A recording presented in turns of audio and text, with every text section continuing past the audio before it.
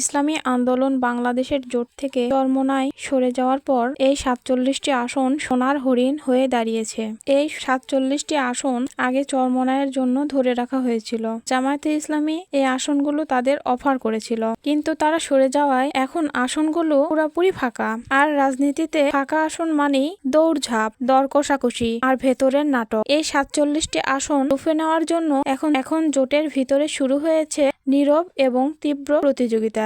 একদিকে রয়েছে জাতীয় নাগরিক পার্টি তরুণদের দল। তারা বলছে আমাদের ২০টি আসন দেওয়া হয়েছে, কিন্তু এটা যথেষ্ট নয়, আমাদের আরো 10টি আসন চাই। তাদের যুক্তি কি? তাদের যুক্তি হলো ইসলামী আন্দোলন সরে যাওয়ার পর তরুণ ভোট, সেকুলার ভোট টানার দায়িত্ব এখন আমাদের কাঁধে। অন্যদিকে মাওলানা মামুনুল হক, বাংলাদেশ খেলাফত মজলিস, তাদের দাবি আরো বড়। তারা বলছে আমরা ইতিমধ্যে 20টি আসন পেয়েছি, যেহেতু ৪৭টি আসন ফাঁকা, আমাদের অন্ততপক্ষে 25টি আসন দিতেই হবে। এই অবস্থায় জামায়াত ইসলামী পড়েছে একেবারে ক্যালকুলেটেড চাপে।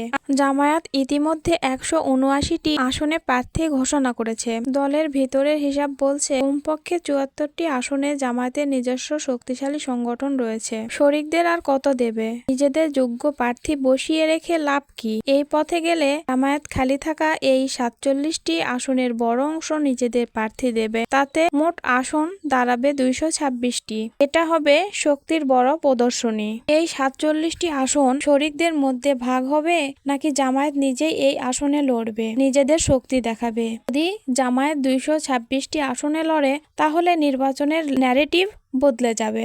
মানুষ তখন বলবে জামায়াত আর কিং মেকার না, জামায়াত নিজেই সরকার গঠনের দাবিদার।